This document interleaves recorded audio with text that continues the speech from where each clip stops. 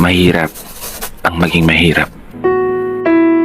Alam mo yung pinakamasakit na pwede mong maranasan bilang tao? Yun na yung isilang ka sa mundong ito na wala kang kahit ano.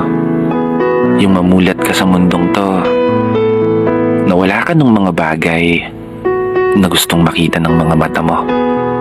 Mga bagay na taglay ng iba.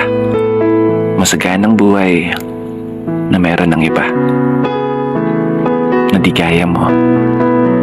Na pagkasilang nila, agad na nilang natatamo. Kaya minsan, di ko rin maiwasan na tanungin ang kapalaran. Bakit hindi ko nagawang maranasan? Yung isilang na mayroon kang kahit ano na pwede mong pagkukunan. Meron kang mamanahin. May sariling tahanan.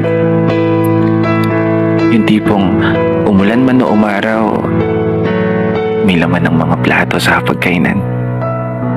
Pagkakataon na makapag-aral, hindi ka na nahihirapan, makapagtapos at magkaroon ng maayos na trabaho na siyang isusugal para sa magandang kinabukasan.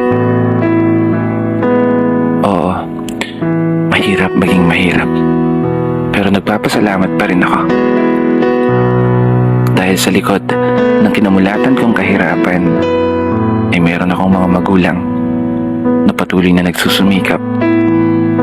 Mga magulang na ginawa na ang lahat, maibigay lang yung maayos na buhay na palagi kong hinahanap. Oo, mahirap maging mahirap. Mahirap umasenso, mahirap mangarap, mahirap magtagumpay, mahirap makalap yung mga bagay na gustong mapasa kamay sa hinaharap. Kahit pa mahirap maging mahirap.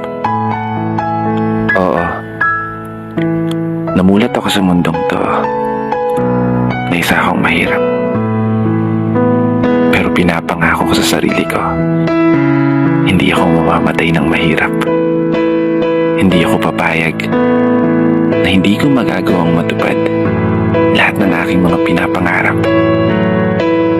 para sa sarili at para sa aking pamilya at para sa aking mga magulang. Huwag po kayong mag-alala. Ipapanalo to ng anak nyo. Papaguhin ko yung takbo ng kapalaran na meron tayo.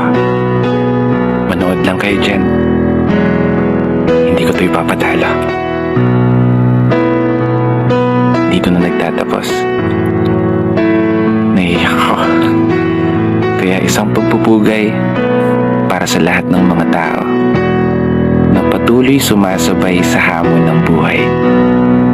Ako nga po pala si Brother Matt at ito ang aking munting tula. Sana nagustuhan nyo.